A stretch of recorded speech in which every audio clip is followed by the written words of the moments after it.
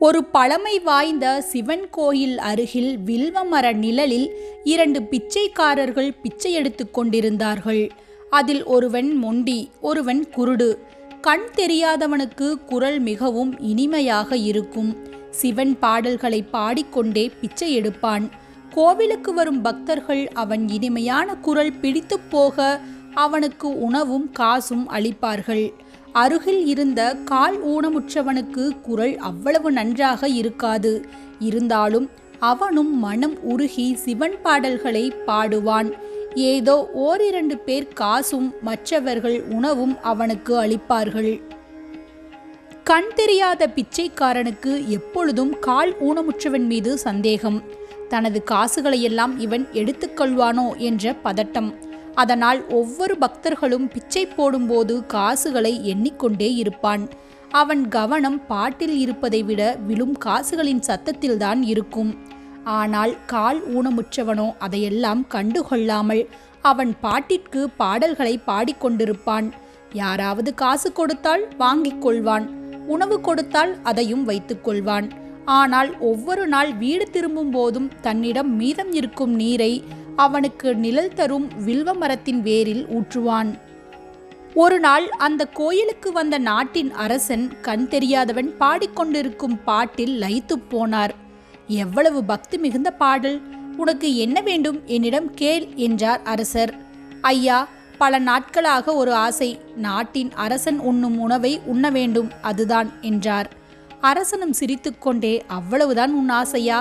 நாளை நீ தயாராக இரு, உனக்கு நானே அரண்மனையில் இருந்து உணவை எடுத்துக்கொண்டு வந்து தருகிறேன் என்று சொல்லிவிட்டு கிளம்பிவிட்டார். மறுநாள் அவன் கோவில் குளத்தில் குளித்துவிட்டு அரசன் கொண்டு வரப்போகும் அரச விருந்துக்காக தயாராக இருந்தான். அன்று அவன் பாடல்களை பாடவும் இல்லை, பிச்சை கேட்கவும் இல்லை. அதனால் கால் ஊனமுற்றவனுக்கு நல்ல வரவு. சுவையான உணவுகள் கிடைத்தது, நிறைய சில்லறைகளும் கிடைத்தது. நேரம் மதியத்தை கடந்து கொண்டிருந்தது. கண் தெரியாதவனுக்கு பசி வயிற்றை கிள்ளியது.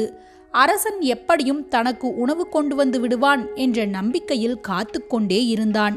யார் கொடுக்கும் உணவை கூட வாங்க மறுத்துவிட்டான்.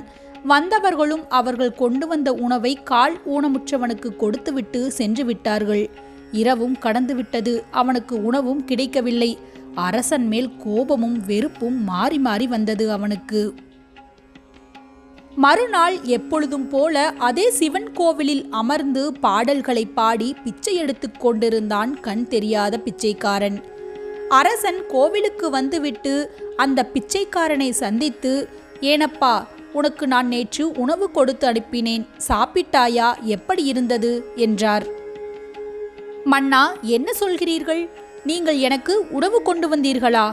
நீங்களும் உணவு கொண்டு வருவீர்கள் என்ற நம்பிக்கையில் இரவு வரை பட்டினி கிடந்தேன். ஒரு நாட்டின் அரசனான நீங்கள் இப்படி என்னை ஏமாற்றுவீர்கள் என்று சிறிதும் நினைக்கவில்லை என்றான். என்ன, உனக்கு உணவு கிடைக்கவில்லையா? நேற்று உனக்கு உணவு கொடுக்கலாம் என்று அரண்மனையில் இருந்து கிளம்பும்போது எனக்கு சிறிது தலை சுற்றலாக இருந்தது. அதனால்தான் எனது சேவகனிடம் உனக்கான உணவுகளை கொடுத்தனுப்பினேன் என்றார். உணவு கொண்டு வந்த சேவகனை அழைத்தார். விசாரித்த போது, மன்னா, நீங்கள் கோவில் அருகில் ஒருவர் சிவன் பாடல்களை பாடிக்கொண்டிருப்பார். அவரிடம் இந்த உணவை கொடுத்து விடுங்கள் என்றீர்கள். இங்கு வந்து பார்த்தபோது ஒரே ஒருவர் மட்டும் சிவன் பாடல்களை பாடிக்கொண்டிருந்தார். அவருக்குத்தான் அந்த உணவை வழங்கினேன் என்றான் சேவகன். மேலும் நான் கொடுத்த பொன்முடிப்பை யாருக்கு கொடுத்தாய் என்று மற்றொரு சேவகனிடம் அரசர் வினாவினார். மன்னா, நமது அரச சபை உணவை ஒருவர் மரத்தடியில் அமர்ந்து சாப்பிட்டு கொண்டிருப்பார். அவருக்கு பொன்முடிப்பை கொடுங்கள் என்று நீங்கள் சொன்னீர்கள். நான் கோவிலுக்கு வந்தபோது ஒருவன் அரண்மனை உணவை மரத்தின் அடியில் அமர்ந்து சாப்பிட்டு கொண்டிருந்தான். அவனுக்குத்தான் அந்த பொன்முடிப்பை கொடுத்தேன் என்றான் சேவகன். சரி, போகட்டும். நாளை நானே உனக்கு அரச உணவும் பொன்முடிப்பையும் கொண்டு வந்து தருகிறேன் என்று சொல்லிவிட்டு அரசர் அரண்மனைக்கு கிளம்பிவிட்டார். வில்வ மரத்தடியில் தவம் செய்து கொண்டிருந்த 2 முனிவர்கள் பேசிக்கொண்டார்கள். அழகாக பாடிக்கொண்டிருந்த இவனுக்கு கிடைக்க வேண்டிய உணவும் அந்த பொன்முடிப்பும் குரல் வளம் மிகவும் சுமாராக இருக்கும் அவனுக்கு கிடைத்துவிட்டதே என்றார் ஒரு முனிவர். தவ வலிமையால் முக்காலத்தையும் உணர்ந்த மற்றொரு முனிவர் கூறினார், அது அப்படியில்லை. கண் தெரியாமல் இருப்பவன் பிறவியிலேயே குருடன் இல்லை. அவன் ஓரளவு வசதி படைத்த குடும்பத்தில் பிறந்தவன். திருமணம் ஆன பிறகு மனைவிக்கு குழந்தை பாக்கியம் இல்லை. அதற்கு காரணம் குறை அவன் மனைவியிடம் இல்லை, இவனிடம்தான் இருக்கிறது. ஆனால் தன்னுடைய தலைக்கணத்தால் மனைவியை வீட்டை விட்டு அடித்து துரத்தி விட்டான். மேலும் இருக்கும் சொத்தை எல்லாம் தன் சகோதரர்களுக்கு கூட கொடுக்காமல் குடித்து குடித்து அழித்து விட்டான். அதிகமாக குடித்ததால் கண் பார்வையையும் இழந்து விட்டான்.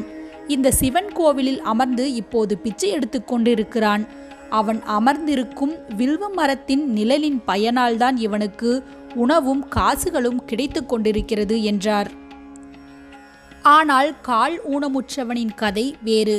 அவன் ஒரு சலவை தொழிலாளி. அவனிடம் ஒரு கழுதை இருந்தது. கழுதை மேல் அளவுக்கு அதிகமான பொதிகளை ஏற்றி தினமும் ஆற்றுக்கு அழைத்துச் செல்வான். துவைத்து வைத்த துணிகளை மீண்டும் அந்த கழுதையின் மீது ஏற்றி வீட்டுக்கு எடுத்து வருவான். இப்படி பல நாள் உழைத்த அந்த கழுதை ஒரு நாள் இறந்துவிட்டது. அந்த கழுதையின் மன உளைச்சல் தந்த பாவத்தால் தான் அவன் கால் ஊனமானது. ஆனாலும் தினமும் இந்த வில்வ மரத்திற்கு இவன் நீரை ஊற்றி வந்ததால் அந்த பாவம் கரைந்து போனது. அதனால்தான் அந்த பொன்முடிப்பை பெற்றுக்கொண்டு நல்ல வாழ்க்கையை வாழத் தொடங்கிவிட்டான் என்றார் அந்த முனிவர். அது சரி, இந்த கண் தெரியாதவனுக்குத்தான் நாளை அரசர் பொன்முடிப்பையும் உணவையும் கொண்டு வந்து தருவதாக சொல்லிவிட்டு சென்றிருக்கிறார் என்றார் மற்றொரு முனிவர். இவன் பாவத்தின் பலன் என்னவென்று பொறுத்திருந்து பார்ப்போம் என்று பேசிக்கொண்டார்கள் அந்த இரண்டு முனிவர்களும். மறுநாள் காலை அரசன் நீராடுவதற்காக அரண்மனை அந்தப்புறத்தில் இருந்த குளத்தில் இறங்கும்போது கால் தவறி கீழே விழுந்து மண்டையில் அடிபட்டுவிட்டது. அதனால் அரசன் பழைய நினைவுகள் சிலவற்றை மறந்துவிட்டான். அதில் இந்த பிச்சைக்காரனுக்கு கொடுத்த வாக்குறுதியும் அடங்கும். வில்வ மரத்திற்கு நீர் ஊற்றிய புண்ணியத்தால் அந்த கால் ஊனமுற்றவன் இன்றும் நல்ல செல்வாக்குடன் வாழ்ந்து கொண்டிருக்கிறான். ஆனால் இனிமையான குரலை கொண்ட குருடனோ இன்றும் பாட்டுப்பாடி பிச்சை எடுத்து கொண்டிருக்கிறான்.